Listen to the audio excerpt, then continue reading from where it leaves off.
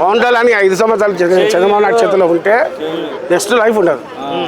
మళ్ళీ సినిమాలు తీసుకోవాల్సిందే. వచ్చి ప్రజలకు రావాలా, వచ్చి నీదేందో చెప్పుకోవాలా. సినిమాలు తీయడానికి వెళ్ళినా ప్రజలు వెళ్ళినా అది అభివృద్ధి కదా సార్. అంతే. ఇప్పుడు నువ్వు అడిగే క్వశ్చన్ కూటమి ప్రభుత్వంలో పవన్ కళ్యాణ్ గారు కీలక పాత్ర పోషిస్తున్నారు. ఆయన పనితనాన్ని ఎలా అనిపిస్తుంది చూసిన? అయ్యా, ఆయన పార్టీలకు వచ్చినది ఏమని వచ్చినాడో తెలియదు కానీ ఆయన గుళ్ళకు పోయే మంత్రి అండి. ఇది గుళ్ళకు పోతాడు చూసినావా, ఆయన మంత్రి. ఆయన అంతే. ఆయన ప్రజలకు మేలు చేయాలని వచ్చిన మంత్రి కాదు, గుళ్ళకు తిరిగే మంత్రి. ఇంతకుముందు హీరోలు ఉన్నప్పుడు అయితే జనాలు పడి మీద పడి తొప్పి చేస్తా అంటే ఏదో ఇది విఐపి జెట్ క్యాటగిరీ వస్తుంది. నాకు దేవాలయాలు తిరుగుతా కూర్చొచ్చిన ఆయన దేవాలయాలు తిరుగుతున్నారు తప్ప ఆయనకు వచ్చిన చిన్న వయసులో వచ్చిన అవకాశాన్ని సద్వినియోగం చేసుకుంటే ఈరోజు పవన్ కళ్యాణ్ మంచి స్టేజ్లో ఉండదు. ఓకే, మీరేమో ఒక నిమిషం, మీరేమో గొళ్ళ తిరిగే మంత్రి అంటున్నారు.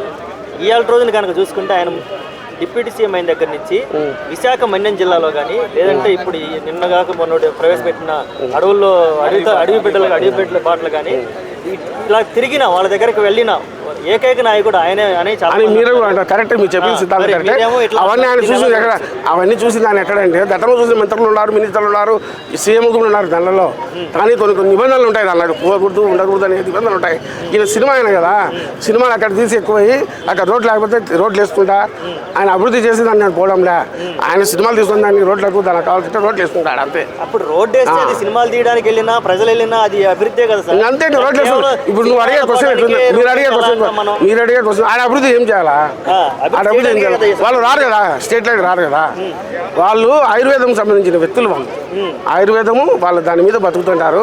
వాళ్ళు దాన్ని తీసుకొని కష్టపడి బయటకు వచ్చి అమ్ముకొని ఇంటికి వెళ్తుంటారు. అంతవరకే.